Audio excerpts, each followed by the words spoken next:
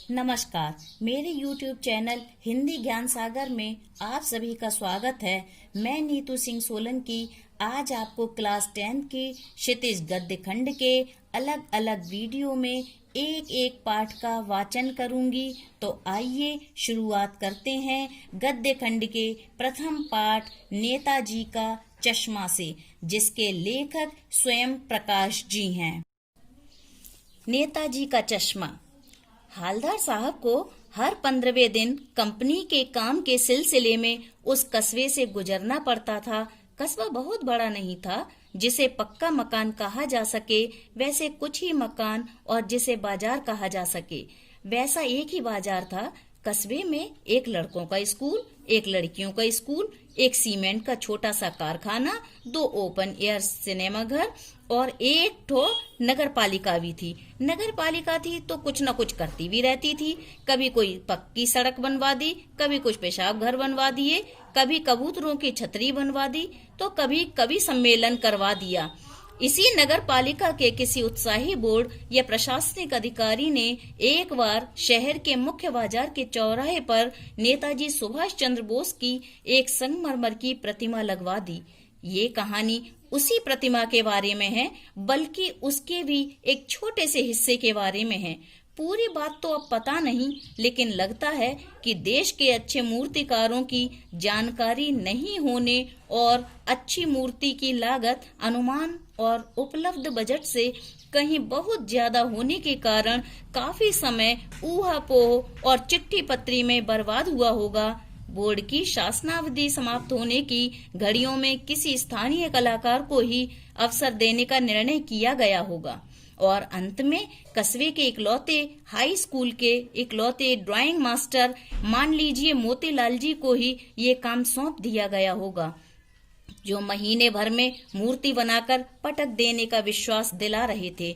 जैसा कि कहा जा चुका है, मूर्ति संगमरमर की थी, टोपी की नोक से कोट के दूसरे बटन तक कोई 2 फुट ऊंची, जिसे कहते हैं बस्ट, और सुंदर थी। नेताजी सुंदर लग रहे थे, कुछ मासूम और कमसिन फौजी वर्दी में। मूर्ति को देखते ही दिल्ली चलो और तुम मुझे खून दो वगैरह याद आने लगते थे। इस दृष्टि से ये सफल और सराहनीय प्रयास था। केवल एक चीज की कसर थी जो देखते ही खटकती थी। नेताजी की आंखों पर चश्मा नहीं था, यानी चश्मा तो था लेकिन संगमरमर का नहीं था। एक सामान्य और सचमुच के चश्मे का चौड़ा काला फ्रेम मूर्ति को पहना दिया गया था। हालदार साहब जब पहली बार इस कस्बे से गुजरे और चौराहे पर पान खाने रुके, तभी उन्होंने इसे लक्षित किया और उनके चेहरे पर एक कौतुक भरी मुस्कान फैल गई, यानी आश्चर्य भरी।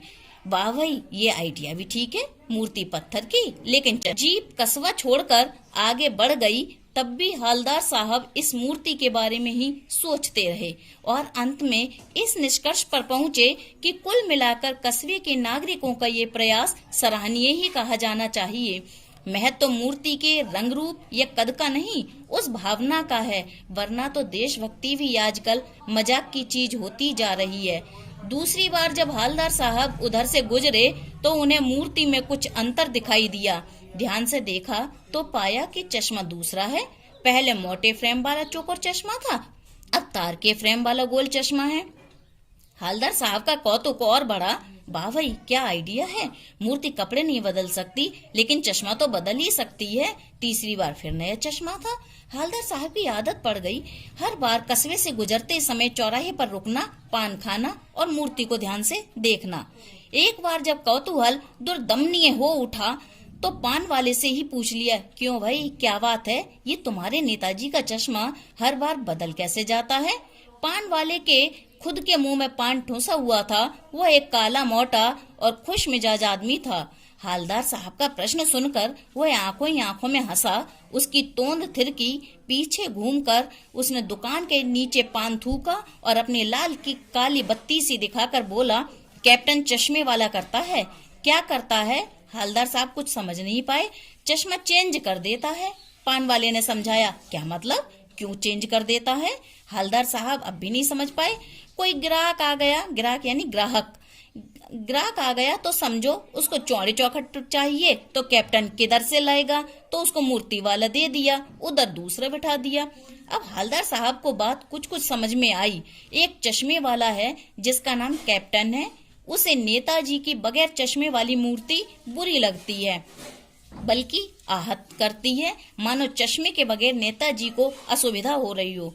इसीलिए वह अपनी छोटी सी दुकान में उपलब्ध गिने चुने फ्रेमों में से एक नेताजी की मूर्ति पर फिट कर देता है। लेकिन जब कोई ग्राहक आता है और उसे वैसे ही फ्रेम की दरकार होती है, यानी जरूरत जैसा मूर्ति पर लगा है, तो कैप्टन तो चश्मे वाला मूर्ति पर लगा फ्रेम संभवतः नेताजी से क्षमा मांगते हुए लाकर ग्राहक को दे देता है और बाद में नेताजी को दूसरा फ्रेम लौटा देता है। वाह भाई, खूब, क्या आइडिया है।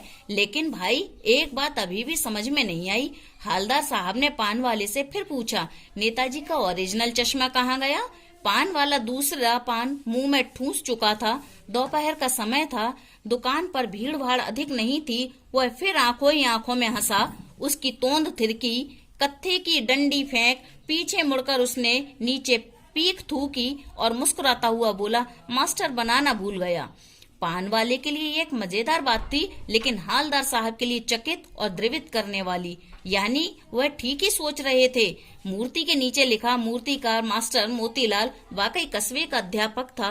बेचारे ने महीने भर में मूर्ति बनाकर पटक देने का वादा कर दिया होगा, बना भी ली होगी, लेकिन पत्थर में पारदर्शी चश्मा कैसे बनाया जाए, कांच वाला, ये तय नहीं कर पाया होगा, या कोशिश की होगी और असफल रहा होगा, या बनाते बनाते कुछ और बारीकी के चक्कर में चश्मा टूट गया होगा, या पत्थर का चश्मा अलग से बनाकर फिट किया होगा और वह निकल गया होगा। उफ, हवलदार साहब को ये सब कुछ बड़ा विचित्र और कौतुक भरा लग रहा था। इन्हीं ख्यालों में खोए खोए पान के पैसे चुकाकर चश्मे वाले की देशभक्ति के समक्ष नतमस्तक होते हुए वह जीप की तरफ चले।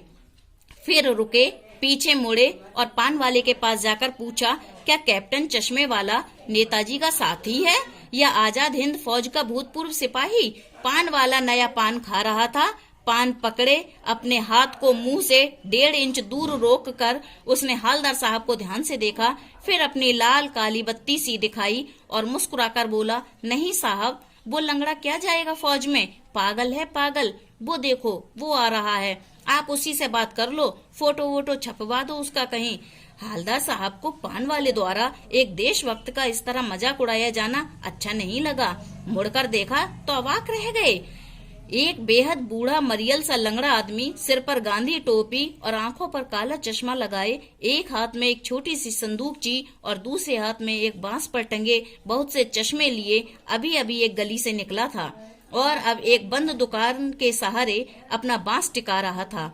तो इस बेचारे की दुकान भी नहीं, फेरी लगाता है। हवलदार साहब चक्कर में पड़ गए। पूछना चाहते थे, इसे कैप्टन क्यों कहते हैं, क्या यह इसका वास्तविक नाम है? लेकिन पान वाले ने साफ बता दिया था कि अब वह इस बारे में और बात करने को तैयार नहीं। ड्राइवर भी बेचैन हो रहा था, काम भी था।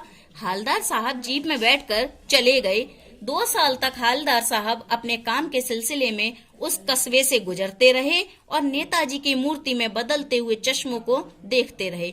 कभी गोल चश्मा तो कभी चौकोर, कभी लाल, कभी काला, कभी धूप का चश्मा, कभी बड़े कांचों वाला गोगो चश्मा, पर कोई ना कोई चश्मा होता जरूर। उस धूल भरी यात्रा में हवलदार साहब को कौतुक और प्रफुल्लता के कुछ क्षण देने के लिए फिर एक बार ऐसा हुआ कि मूर्ति के चेहरे पर कोई भी कैसा भी चश्मा नहीं था। उस दिन पान की दुकान भी बंद थी, चौराहे की अधिकांश दुकानें बंद थी। अगली बार भी मूर्ति की आंखों पर चश्मा नहीं था। हवलदार साहब ने पान खाया और धीरे से पान वाले से पूछा, क्यों भाई, क्या बात है, आज तुम्हारे नेताजी की आंखों पर चश्मा नहीं है? पान वाला उदास हो गया।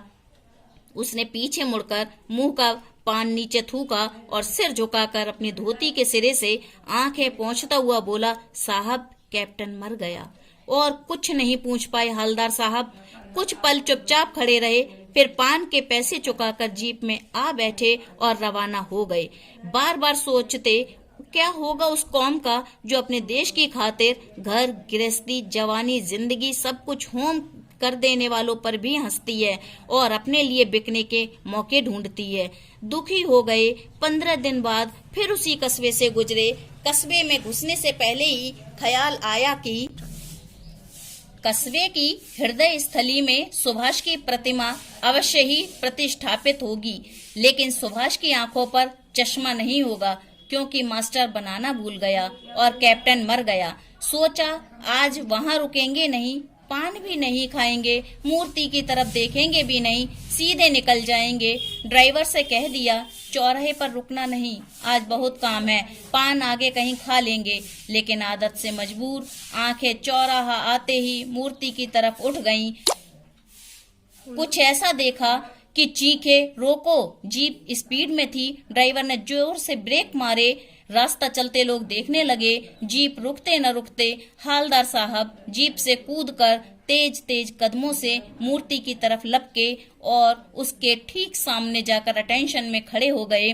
मूर्ति की आंखों पर सरकंडे से बना छोटा सा चश्मा रखा हुआ था, जैसा बच्चे बना लेते हैं। हालदार साहब भावुक हैं। इतनी सी बात पर उनकी आंखें भर आईं। धन्यवाद।